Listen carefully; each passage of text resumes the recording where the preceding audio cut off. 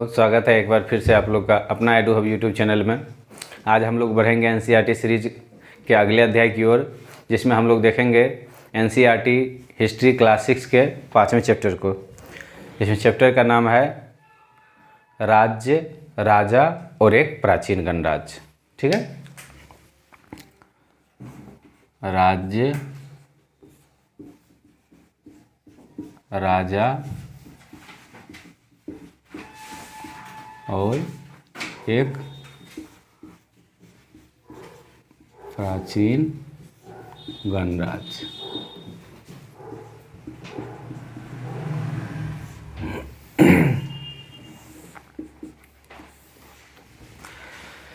देखिए, कल जो हम लोगों ने देखा था उसमें हम लोगों ने कुछ किताबें और कब्रें के बारे में पढ़ा था, जिसमें हम लोगों ने देखा था कि राजा जो राजा होता था वो जो है अपने बल और शक्ति के बदौलत होता था। जो राजा होता था उसको चुना जाता था, जो युद्ध लड़ता था उसको राजा बनाया जाता था। ठीक है, जो बहादुर होता था उसको राजा बनाया जाता था। ठीक, आज हम देखेंगे उसी क्रम में कि जो राजा है वो जो है कुछ उसमें चेंजेज आता है राजा बनने में, जिसमें जो है राजा यज्ञ के माध्यम से बनता है, बड़े बड़े यज्ञ करवाता है। इसी क्रम में हम लोग एक यज्ञ के बारे में पढ़ेंगे, अश्वमेध यज्ञ। उसमें होता क्या है कि राजा जो है एक घोड़ा छोड़ता है स्वतंत्र विचरण के लिए और उसके पीछे अपने कुछ लोगों को भेजता है। अगर वो घोड़ा जैसे किसी दूसरे राजा का क्षेत्र है, मान लीजिए ये एक राजा है, यहाँ ये राजा अश्वमेध यज्ञ करवा रहा है,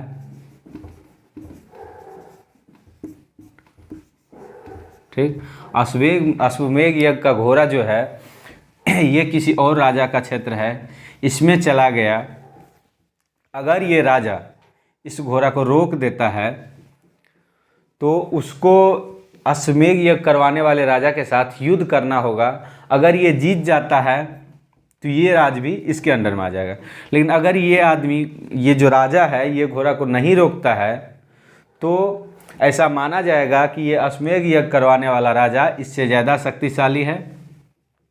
ठीक है, और इसको ये अपने यज्ञ में आमंत्रित करेगा, बुलाएगा। तो इस तरीके से राजा जो है अपने शक्ति का प्रदर्शन करता था। जैसा कि हम लोगों ने रामायण में भी देखा एक जगह कि रामायण जब हम लोग सीरियल देखते हैं तो उसमें देखते हैं कि अश्वमेध यज्ञ होता है, उसमें घोड़ा छोड़ा जाता है। जब घोड़ा जंगल में जाता है तो लव कुश उसको जो है रोक देता है, पकड़ लेता है, युद्ध के लिए ललकारता है। वहाँ युद्ध होता है और भी बहुत बातें होती है। ठीक है, तो इस तरीके से जो है लोग राजा बनते थे। अब इसमें हम लोग देखेंगे कि जनपद क्या होता है, महाजनपद क्या होता है, किस तरीके से कर लगाए जाते थे, वर्ण व्यवस्था क्या थी, इस समय जो है कृषि के क्षेत्र में क्या क्या परिवर्तन आए। उसके बाद हम लोग देखेंगे मगध और वज्जी संघ के बारे में। ठीक है, तो हम लोग शुरुआत करते हैं सबसे पहले वर्ण व्यवस्था से।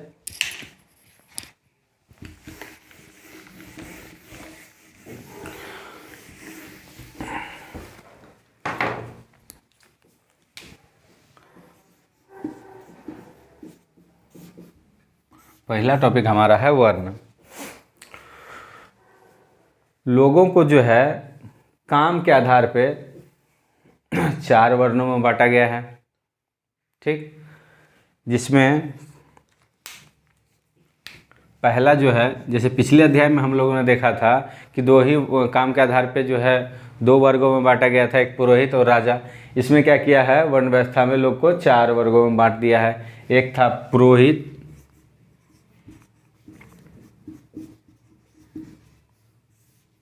दूसरा होता है राजा,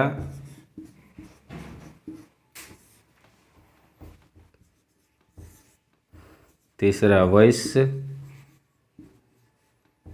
और चौथा जो है शूद्र। ठीक है, अब पुरोहित का काम जो है ये जो हैं वेदों का अध्ययन अध्यापन करते थे।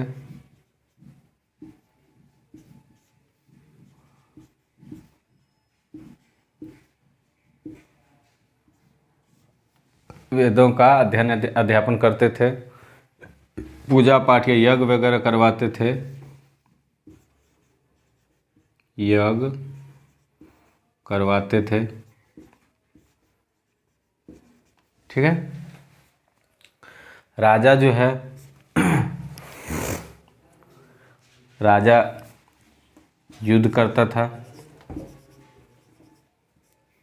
युद्ध करता था,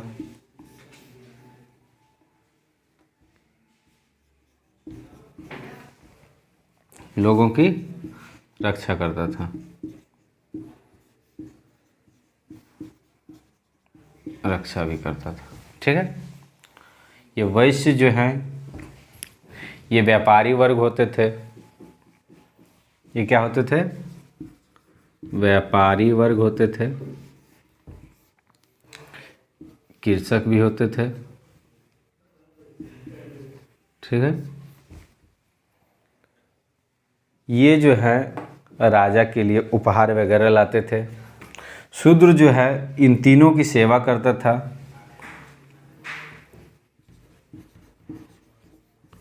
उपर्युक्त तीनों की सेवा करता था।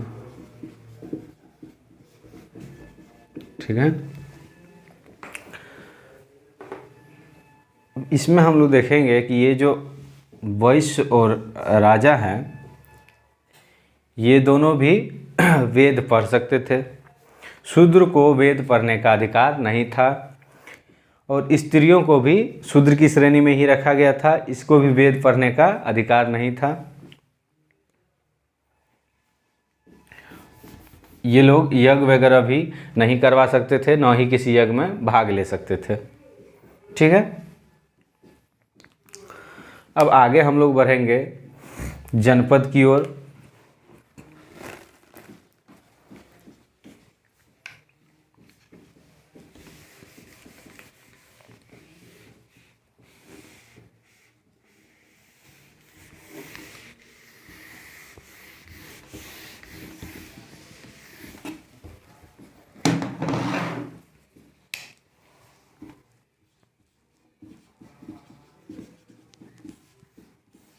अब जो है ये जो महायज्ञ करवाते थे ये राजा जन का राजा ना होकर जनपद के राजा हो गए। ठीक है। जनपद का मतलब होता है जन को बसने की जगह, यानी लोगों को रहने की जगह।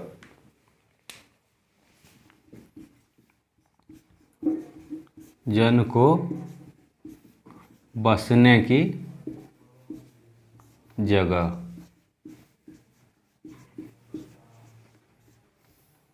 ठीक है। इस पुस्तक में 3 जनपद की चर्चा की गई हुई है। पहला है दिल्ली का पुराना किला, दिल्ली का पुराना किला।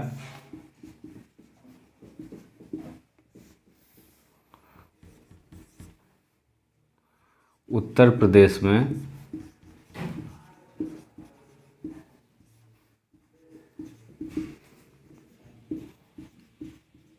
मेरठ के पास हस्तिनापुर।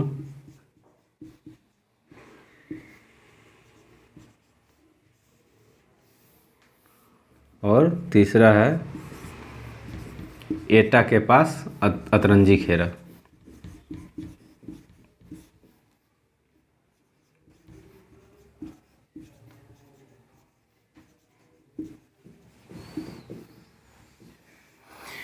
इन तीनों पुरास्थल से बहुत सारे मिट्टी के बर्तन भी मिले हैं, लेकिन कुछ विशेष बर्तन मिले हैं जिसे चित्रित धूसर मृदभांड के नाम से जाना जाता है।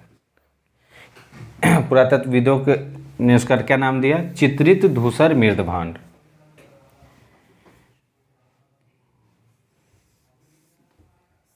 ठीक है।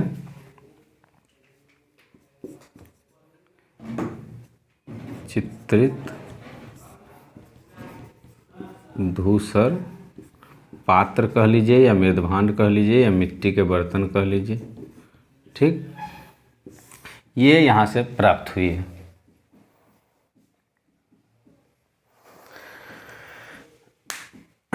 इसमें जो है जैसे नाम से ही वाकिफ है, चित्रित धूसर मतलब उस पर चित्रकारी किया हुआ है। ठीक, अब आगे हम लोग देखेंगे महाजनपद के बारे में।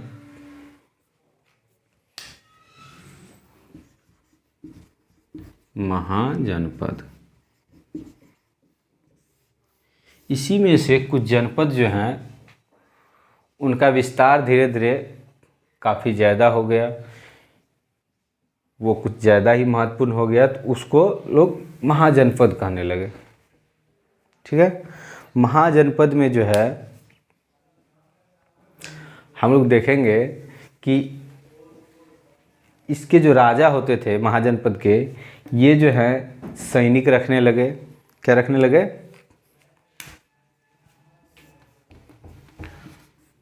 सैनिक रखने लगे।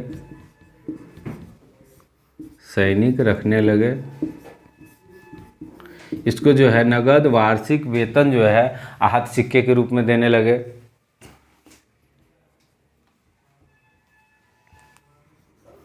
नगद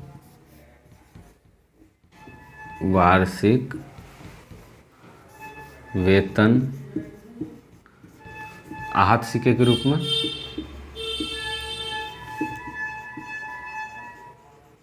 ठीक है, यानी हम लोग देख रहे हैं कि ये जो वस्तु विनिमय प्रणाली थी ये धीरे धीरे खत्म होते जा रही है। इसी में आगे हम लोग देखेंगे कि यहाँ जो है, यहाँ के जो राजा हैं वो बड़े बड़े किले, जो इनका जो क्षेत्र था उसके चारों ओर चार दीवारी करवाया करते थे, जिसमें बहुत सारे लोगों की आवश्यकता होती थी, कर्मचारी काफ़ी ज़्यादा की आवश्यकता होती थी, खर्च बहुत ज़्यादा होता था। तो ये क्या करेंगे, धीरे धीरे ये जो है कर लेना शुरू कर देते हैं। अब देखिए कर किस किस से लेते थे ये,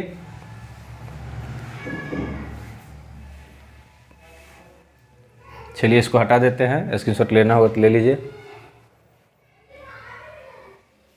महाजनपद में ही हम देखेंगे कि ये जो राजा हैं किस किस से कर लेते थे। उस समय का प्रमुख काम जो है कृषि था। ठीक, तो कर वाले पोर्शन में हम देखेंगे तो कृषक से जो है ये उपज का 1/6 भाग कर के रूप में, उपज का 1/6, एक मिनट, उपज का 1/6 भाग कर के रूप में लेते थे।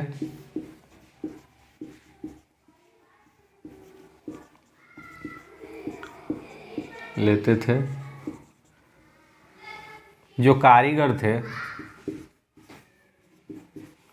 उससे जो है श्रम के रूप में कर लेते थे।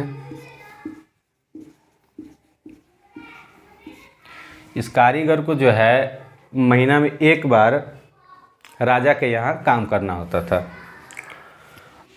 अब हम लोग देखेंगे पशुपालक से भी कर लेते थे। पशुपालक से कर के रूप में पशु या उसके उत्पाद जो भी हो, दूध हो, मांस हो, वो लेते थे। ठीक है, जो व्यापारी थे, ठीक, व्यापारी से भी किसी भी सामान को खरीदने या बेचने पर कर लिया जाता था।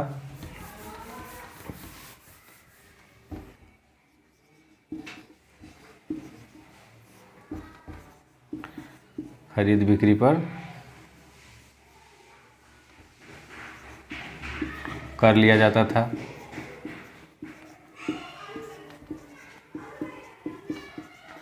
अब जो आखेटक थे, शिकारी थे, उससे जो है जंगल के जो उत्पाद होते थे, जैसे मान लीजिए जंगल से अगर वो कोई चीज़ शिकार करके लाया तो कर के रूप में उससे वो वही लेते थे, या कोई फल तोड़ के लाया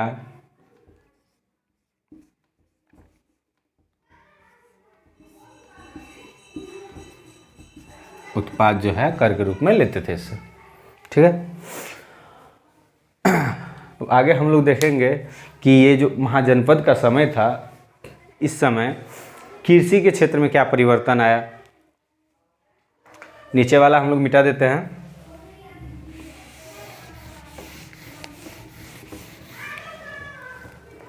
कृषि के क्षेत्र में दो महत्वपूर्ण परिवर्तन आया इसमें, कि पहले जो है लकड़ी के हल का प्रयोग किया जाता था, जिसमें जो मिट्टी सख्त मिट्टी होती थी उसको उसकी खुदाई सही से नहीं हो पाती थी, उसका जोत सही से नहीं हो पाता था। लेकिन अब क्या है कि जो हल का फाल होता था वो लकड़ी के जगह पे अब लोहा का होने लगा है, तो इससे जो है लोगों को जुताई में आसानी होने लगी। ठीक, खेत का उपज जो है बढ़ गया। पहला परिवर्तन तो ये हो गया कि जो है कृषि में हम लोग देखेंगे कि पहला परिवर्तन हो गया आपका कि हल का जो फाल होता है, हल के फाल लोहे के उपयोग होने लगे। हल के फाल में लोहा का उपयोग होने लगा,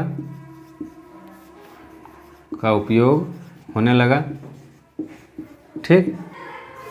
और दूसरा हम लोग देखेंगे, दूसरा परिवर्तन ये था कि जो पहले छिड़काव करते थे धान का, अब उस छिड़काव के बाद काफ़ी सारा पौधा जो है नुकसान हो जाता था, लेकिन अब छिड़काव के बाद क्या किया गया कि पौधे को एक स्थान से दूसरे स्थान पर पौधा लगाया जाता था, यानी ये पौधा का जो है नुकसान बहुत कम होने लगा, बहुत कम पौधे खराब होने लगे।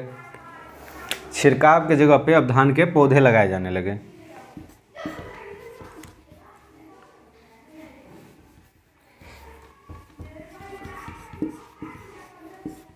धान के पौधे रोपने लगे। ठीक है, पहले क्या होता था छिड़क कर छोड़ देते थे, अब जो है छोटा क्यारी में पहले अलग बीज तैयार किया जाता था। ये जैसे मान लिए पहले एक जगह बीज तैयार किया गया और फिर इसको यहाँ से उठा के दूसरी जगह, जिस तरीके से अभी होता है धान का खेती, उस तरीके से लोग करने लगे। ठीक है, तो ये हम लोगों ने देखा कि महाजनपद में जो है जो राजा होते थे वो सैनिक रखने लगे, सैनिक को वेतन देते थे, संभवतः आहत सिक्के के रूप में वेतन देते थे। तो भाई जब वेतन देंगे, किला बनवाएंगे, किलेबंदी करेंगे, तो जाहिर सी बात है कि वहाँ जो है धन की आवश्यकता बढ़ेगी, तो राजा जो है कर लेना शुरू कर दिए। पहले क्या होता था कि जो कृषक वर्ग थे या व्यापारी वर्ग थे वो अपने मन से जो उपहार दिए तो उसी में राजा अपना मैनेज करते थे, लेकिन अब क्या है उनको कर देना ही पड़ेगा। वो एक फिक्स हो गया कि जो उनका उपज होगा, जो उत्पादन होगा, उसका 1/6 भाग जो है कर के रूप में देना है। जो कारीगर हैं उनको चाहे वो लोहार हो, सुनार हो, या जो भी कारीगर होंगे उस समय के, उनको राजा के घर एक दिन जाके काम करना होता था। जो पशुपालक हैं उनको पशु धन के रूप में, या उसके जो उत्पाद हैं दूध, मांस, इन सब चीज़ों के रूप में जो है राजा को कर देना पड़ता था। व्यापारी की अगर हम बात करें तो व्यापारी जो खरीद बिक्री किया करता था उसके एवज में उनको कर देना होता था। जो आखेटक होते थे वो जंगली उत्पाद जो है कर के रूप में राजा को भेंट किया करते थे। इस क्षेत्र में दो कृषि महत्वपूर्ण परिवर्तन हुए कृषि में। हल के फाल में जो है जहाँ लकड़ी का प्रयोग होता था, लोहा का प्रयोग होने लगा, और धान के पौधे को जो है जहाँ पहले धान का बीज छिड़का जाता था वहाँ अब धान के पौधे रोपने लगे। ठीक है,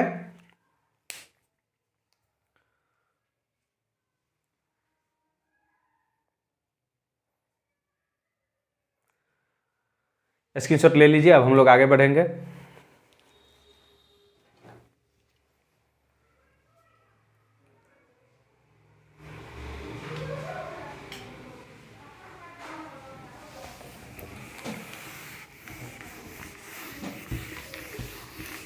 तो अभी हम लोगों ने देखा वन देखा, उसके बाद हम लोगों ने देखा जनपद, महाजनपद। महाजनपद में कर, कृषि में क्या क्या परिवर्तन हुए।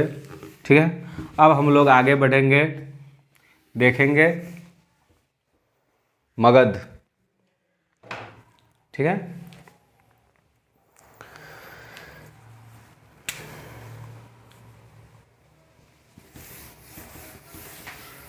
सोलह महाजनपद में आगे जब हम लोग पढ़ेंगे तो उसमें 16 महाजनपद पढ़ेंगे। उसमें एक महत्वपूर्ण महाजनपद था मगध। ठीक है, तब हम लोग देखेंगे मगध के बारे में।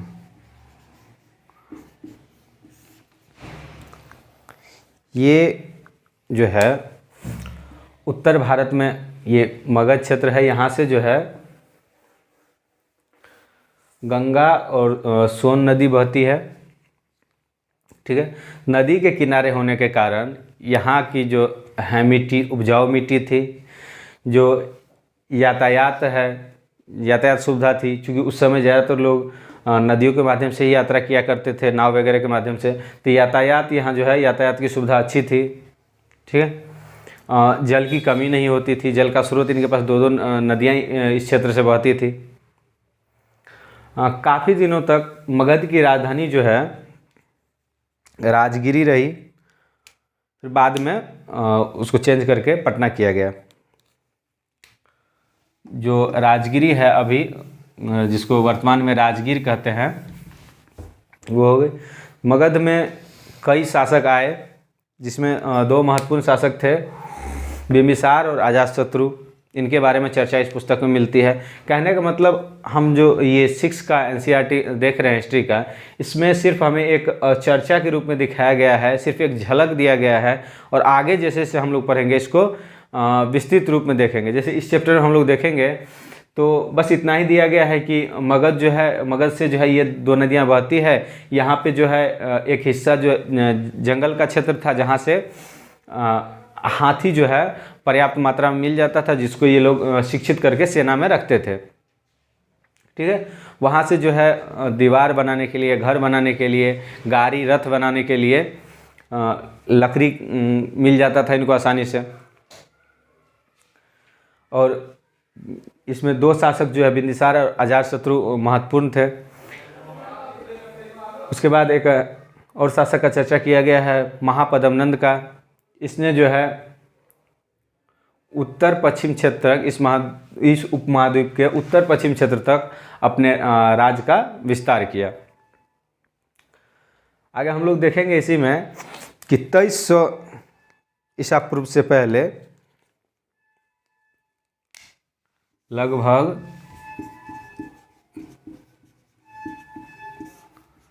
2300 ईसा पूर्व से पहले, ईस्वी पूर्व से पहले सिकंदर जो है मैसिडोनिया का शासक था। मैसिडोनिया का शासक कौन था? मैसिडोनिया का शासक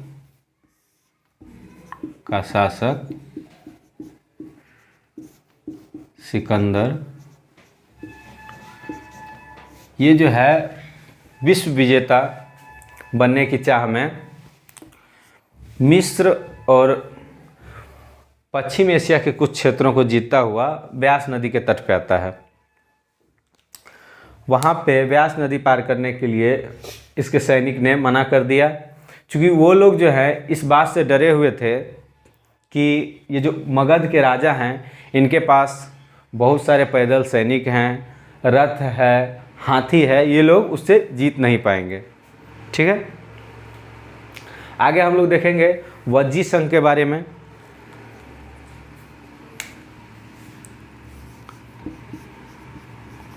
वज्जी, यहाँ पे एक अलग तरह का शासन व्यवस्था था। यहाँ जो है शासन जो है संघ के माध्यम से चलाया जाता था। कहने का मतलब हुआ यहाँ जो है कई लोग जो है संघ में होते थे और सभी लोग राजा होते थे।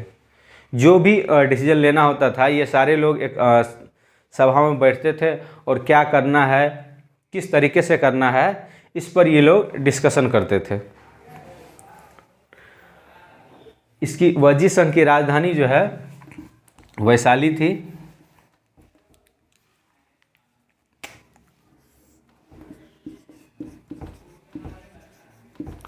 राजधानी वैशाली,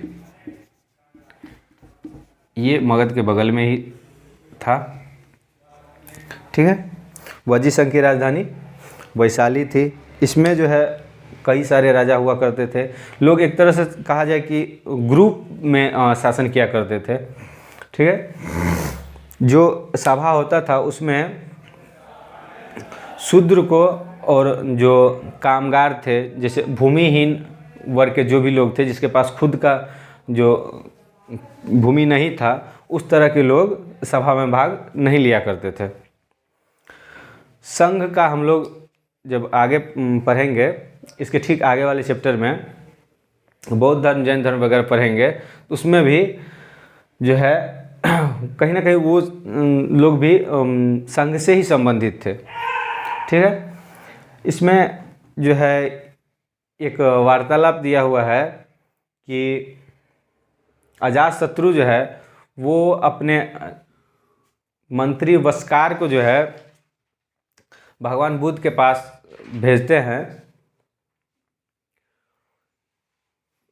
उनसे पूछने के लिए कि क्या वज्जी संघ पे जो है आक्रमण किया जा सकता है, ये उचित रहेगा अभी आक्रमण करना।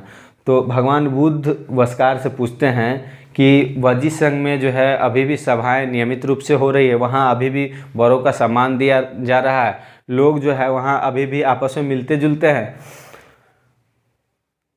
तो इन सब चीज़ों का जो है वर्णन जो है दीर्घ निकाय से लिया गया है। दीर्घ निकाय जो है बौद्ध धर्म की एक प्रचलित पुस्तक है। ठीक है, इतना चीज़ें हम लोगों ने इसमें देखा। हम लोगों ने इसमें देखा कि मगध जो है सोन और गंगा नदी के किनारे स्थित है। ये चीज़ हम लोग जो है पिछले अध्याय में भी देख चुके हैं। वहाँ पे हम लोगों ने देखा कि 2500 वर्ष पूर्व जो है यहाँ पे मगध का विकास होता है। ठीक, इस तरीके से हम लोगों ने मगध के बारे में देखा, वज्जी के बारे में देखा, जनपद देखा, महाजनपद देखा, वर्ण देखा, महाजनपद में कर किस तरीके से लिया जाता था, इन सब चीज़ों को हम लोगों ने देखा। आज का क्लास हम लोग यहीं तक रखते हैं, आगे फिर इसको हम विस्तार रूप से देखेंगे। हम लोग बस ये मान के चलें कि अभी सिर्फ हम लोग को सारे चीज़ों से इस बुक के माध्यम से परिचय करवाया जा रहा है, क्योंकि अभी तक हम लोगों ने जो भी कंटेंट देखा सिर्फ एक परिचय मात्र के रूप में वो कंटेंट सामने आता है। अदरवाइज उसमें ज़्यादा चीज़ें, फैक्चुअल चीज़ें हमको नहीं पढ़ना रहता है। ठीक, हम लोग जैसे जैसे आगे क्लास की ओर बढ़ेंगे उसको और डीपली पढ़ेंगे, काफ़ी अच्छे से पढ़ेंगे। धन्यवाद, जय हिंद।